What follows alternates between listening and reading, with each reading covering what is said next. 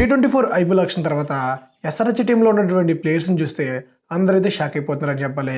ఎందుకంటే Kavya madam IPL ఆక్షన్లో వాళ్ళు ఎలాంటి ప్లేయర్స్ కావాలని ఆక్షన్లోకి వచ్చారో అలాంటి ప్లేయర్స్ని అయితే వాళ్ళు ఆక్షన్లోకి వచ్చినటువంటి ఫస్ట్ 1 అవర్లోనే కొనేయడం జరిగింది.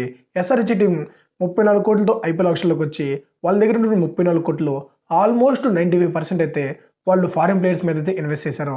ఆ ఫారిన్ ప్లేయర్స్ కూడా మంచి ప్లేయర్సే. మొదటిగా ప్యాట్ కమిన్స్కి 20 కోట్ల 50 లక్షలు, ట్రావెస్ హెడ్కి 6 కోట్ల 50 లక్షలు, ఇంకా వనింద అసరంగానైతే జస్ట్ 1,50,00,000 మాత్రమే కొనడం జరిగింది. ఎస్ఆర్హెచ్ టీం వాళ్ళ దగ్గర ఉన్నటువంటి అమౌంట్లో 95% ఈ ముగ్గురు ప్లేయర్స్ మీద ఇన్వెస్ట్ అయితే చేయడం జరిగింది. ఈ ముగ్గురు ప్లేయర్స్ కూడా నెవర్ గివ్ అప్ అనే యాటిట్యూడ్తో గేమ్ అయితే ఆడతారు కాబట్టి ఎస్ఆర్హెచ్కి అయితే ఈ ముగ్గురు పర్ఫెక్ట్గా సెట్ అవుతారు. ఇంకా ఎస్ఆర్హెచ్ టీము ఈ ఐపీఎల్కి సంబంధించి వాళ్ళ బెస్ట్ ప్లేయింగ్ ఎలా ఉండొచ్చు అని మనం ఒకసారి చూసుకుంటే, ఓపెనర్లుగా Abhishek Sharma and Travis head. చాలా మంది మన సబ్స్క్రైబర్లు అయితే ఓపెనర్గా మయాంక్ అగర్వాల్ ఎందుకు ట్రై చేయకూడదు, ట్రావెస్ హెడ్ అభిషేక్ శర్మ ఇద్దరు లెఫ్ట్ హ్యాండర్సే కదా, దానివల్ల ఏదైనా ప్రాబ్లం వస్తుందని చెప్పి పిచ్చి కామెంట్స్ పెడుతున్నారు. బట్ అదంతా కరెక్ట్ కాదు గైస్. ఇద్దరు సూపర్ ప్లేయర్స్. అభిషేక్ శర్మనే ఎందుకు నేను ప్లేయింగ్ లెవెల్లో అది కూడా ఓపెనర్గా పెట్టానంటే, రీసెంట్ టైంలో మయాంక్ అగర్వాల్తో కంపేర్ చేసుకుంటే అభిషేక్ శర్మనే చాలా మంచి ఫామ్లో ఉన్నాడు. ఇంకా మయాంక్ గేమ్ కూడా ఆల్మోస్ట్ వచ్చేసింది.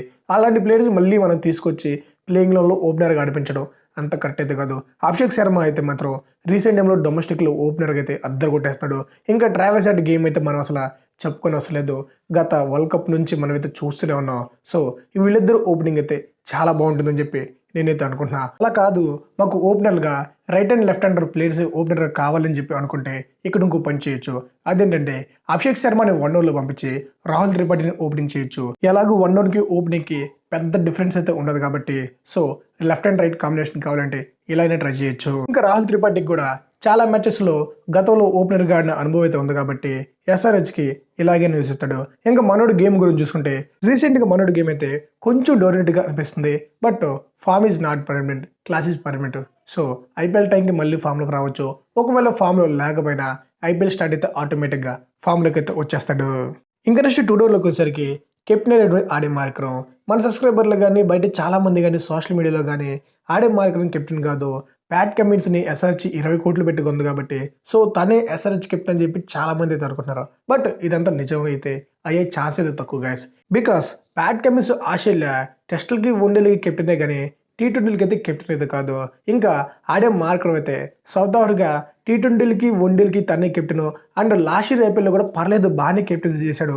టీం పర్ఫార్మెన్స్ చేయకపోవడం వల్లే టీం అయితే గెలలేదు. కాబట్టి ఈ ఇయర్ జరిగే ఐపీఎల్లో కూడా మార్కరాన్ని కెప్టెన్గా కంటిన్యూ చేస్తే బెటర్ అని చెప్పి నేనైతే అనుకున్నా. ఇంకా ఎస్ఆర్హెచ్కి ఎవరు కెప్టెన్గా ఉంటే బెస్ట్ అని చెప్పి మీరు అనుకుంటున్నారు కామెంట్ చేయండి. ఇంకా నెంబర్ 5లోకి వచ్చేసరికి హెన్రిచ్ క్లాసెన్. రీసెంట్ టైంలో మనోడు ఫామ్ అయితే బేబచ్చంగా ఉందని చెప్పాలి. లాస్ట్ ఇయర్ ఐపీఎల్లోనే పర్లేదు, కొన్నిసార్లు మంచి నాకాడు, కొన్నిసార్లు ఫామ్ అలా డౌన్ అయింది, బట్ మళ్ళీ లేచింది. కానీ రీసెంట్ టైంలో వరల్డ్ కప్లో కానీ తర్వాత T20లో కానీ మనోడు ఫామ్ అయితే మాత్రం వేరే లెవెల్లో ఉందబ్బా. ఈ జరిగే ఐపీఎల్లో కూడా మనోడు ఇదే ఫామ్ అనేది కంటిన్యూ చేశారంటే ఎస్ఆర్హెచ్ ఆపడం ఎవరు గల్లో కాదు. ఎలా అంటే మనోడు ఫాస్ట్ బౌలర్ అని చూడడు, స్పిన్ బౌలర్ అని చూడడు, తను వచ్చే ప్లేస్కి సిచ్యువేషన్ బట్టి బౌండరీలు 6లు బాగా చేస్తాడు. సో హెన్రిచ్ క్లాస్నే ఈ ఎస్ఆర్హెచ్కి ఎక్స్పెక్టర్ అయితే అవుతాడు. ఇంకా నెంబర్ 6లోకి వచ్చేసరికి ఇక్కడ అబ్దుల్ సమద్ కానీ సన్వీర్ సింగ్ కానీ ఆడే ఛాన్స్ అయితే ఉంది. ఇద్దరు చాలా మంచి ప్లేయర్సే. నెంబర్ 6కి పర్ఫెక్ట్ సెట్ అవుతారు. ఇంకా వీళ్ళిద్దరు ఎవరు బెస్ట్ అని మనం చూసుకుంటే రీసెంట్ టైంలో అబ్దుల్ సమద్ తన ఫామ్ అయితే కొంచెం డౌన్ అయితే అయింది. అందుకే డొమెస్టిక్లో జమ్మూ వాళ్ళు కూడా మనకు పెద్దగా ఛాన్స్ అయితే వేయట్లేదు. కానీ సన్వీర్ సింగ్ మాత్రం పంజాబ్ ఛాన్సుల మీద ఛాన్సులు ఇస్తుంది. మనడు ఆ ఛాన్సెస్ని పర్ఫెక్ట్గా యూజ్ చేసుకున్నాడు. నెంబర్ 6లో వచ్చి పంజాబ్కి అయితే సూపర్గా ఫినిషింగ్ అయితే చేయడం జరిగింది. రీసెంట్గా సయ్యద్ ముస్తఫా అలీలో కూడా మనడు నెంబర్ 6లో వచ్చి బ్యాటింగ్ అయితే అద్దరగొట్టాడు. కాబట్టి ఈ జరిగే ఐపీఎల్లో మన ఎస్ఆర్హెచ్ నెంబర్ 6లో అబ్దుల్ సమద్ కాకుండా సన్వీర్ సింగ్ని ట్రై చేస్తే బెటర్. ఇంకా మనడు కొత్త బ్యాటింగ్ కాకుండా లైట్గా మీడియం పేస్ బౌలింగ్ కూడా వేయగలడు. స్లో పిచ్చెస్లో మనోడు బౌలింగ్ చాలా ఎఫెక్టివ్గా అయితే ఉంటుంది. ఇంకా నెంబర్ 7లోకి వచ్చేసరికి వాషింగ్టన్ సుందర్. లాస్ట్ 2 ఇయర్స్ నుంచి ఎస్ఆర్హెచ్ టీం మనోడి మీద చాలా నమ్మకం పెట్టి రెగ్యులర్గా ఛాన్సెస్ చేస్తున్నారు. బట్ మనోడు ఇంజురీ మీద ఇంజురీ అవ్వడం, ఐపీఎల్ మధ్యలో నుంచి వెళ్ళిపోవడం జరుగుతుంది.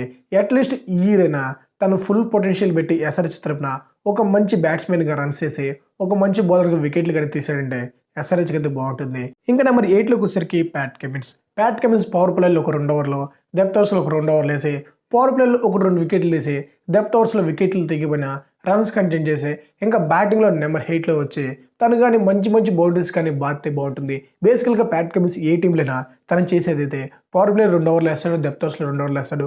ఇంకా బ్యాటింగ్లో అవసరమైతే నెంబర్ 5 నెంబర్ 6లో కూడా కొన్ని సార్లు వచ్చి మంచి మంచి నాక్స్ అయితే ఆడిన ఎక్స్పీరియన్స్ అయితే ఉంది. కాబట్టి ఎస్ఆర్హెచ్ టీం 20 కోట్లు పెట్టి ప్యాట్ కమిన్స్ కొన్నందుకు మనోడు న్యాయం చేస్తే బాగుంటుంది. ఇంకా నెంబర్ 9లోకి వచ్చేసరికి భువనేశ్వర్ కుమార్. రీసెంట్ టైంలో మనోడు ఏజ్ అయిపోయింది, ఇండియా టీంకి ఆడట్లేదు, ఇంకా మనోడు పని అయిపోయిందని చాలా మంది అయితే అనుకుంటున్నారు. బట్ అలా ఎవ్వరు అనుకోకూడదు గైస్. ఎందుకంటే రీసెంట్ టైంలో డొమెస్టిక్లో మాత్రం మనోడు అయితే అద్దరు కొడుతున్నారు. ప్రతి మ్యాచ్లో 4 లేదా 3 వికెట్లు తీస్తూనే ఉన్నాడు.